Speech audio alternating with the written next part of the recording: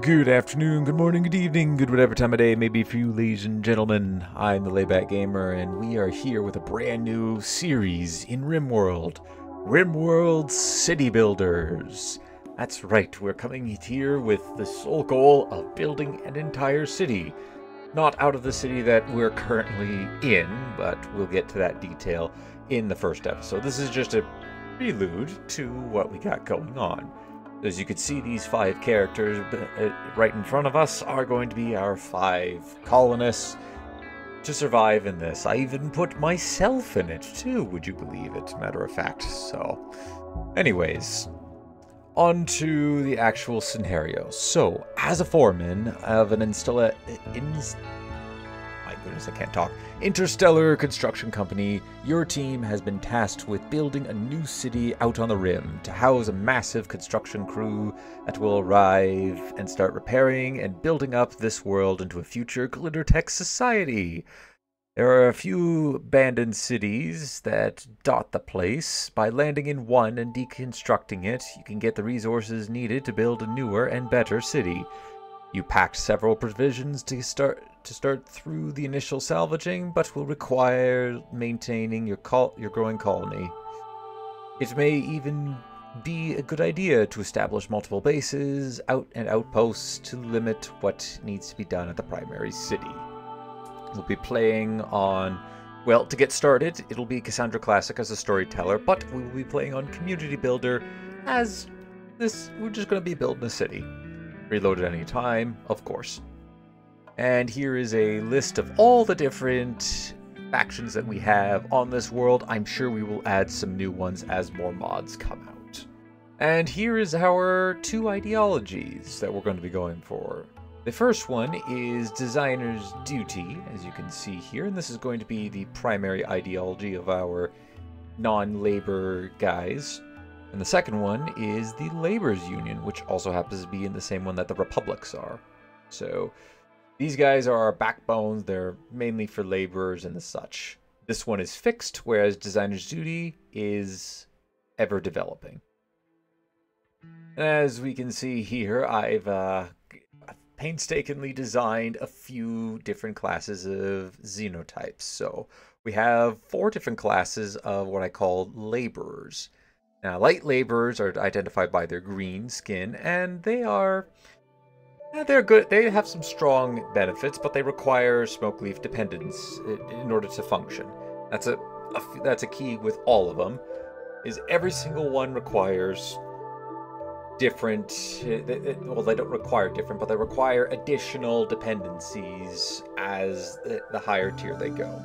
So the first 2 are. They're kind of easier to do. You have the light laborers with the smoke leaf, as I said. You got the medium laborers, which they have some alcohol dependencies. They got a bit of go juice, need some caffeine. You know, a little bit more, but they also are a little bit better as well. Then you have I believe they are the heavy laborers. Yes, they are. And these guys, they require a bit more in order to function. So a bit of wake up can be added into that. They require some tobacco. And unlike the previous 2, their genetics are, well, they're built into them. They're not like the light laborers or the medium laborers, where if we manage to get a couple of a male and a female of a light and a medium laborer, we can breed more of them. No, the heavy laborers, as well as the next tier up, are all they're genetically altered xenohumans, so we can't muck around with them. And then we get on to the final one, which is the perfected laborer. And I think this one has just about every dependency that I have available, though they do have some ridiculously good traits. These guys can be told by their red bodies, as well as they're a little bit bigger too. A big takeaway from them is that these guys require Luciferium in order to function. So we're talking, these guys are going to be operating at the high echelons. We got to make sure that we're basically supplying everything. And hopefully these guys are as rare as I'm hoping they're going to be. That's my hope anyways. In addition to their their dependencies. They also have a few stats that they're pretty bad at, but at the same time, they are also really good at performing the stats that they are meant to be good at performing. So, yes. And then we have one final one, which I don't think I talk about at all in the video, in the episode 1, since I completely forgot about it. But we then have the Caretaker class. And Caretakers are essentially meant to, well, as they sound, take care of people. They're quite kind. They're very nice to others. They're also very, very beautiful to look at. Think of kind of a more, I guess, a more high-functioning high mate, really. It's the best I can kind of go with it. Yeah, I think that's the best we can go with that one. They're kind of a better high-functioning high mate. They are, I don't think they're able to fight, but they are good with, you know, gestating.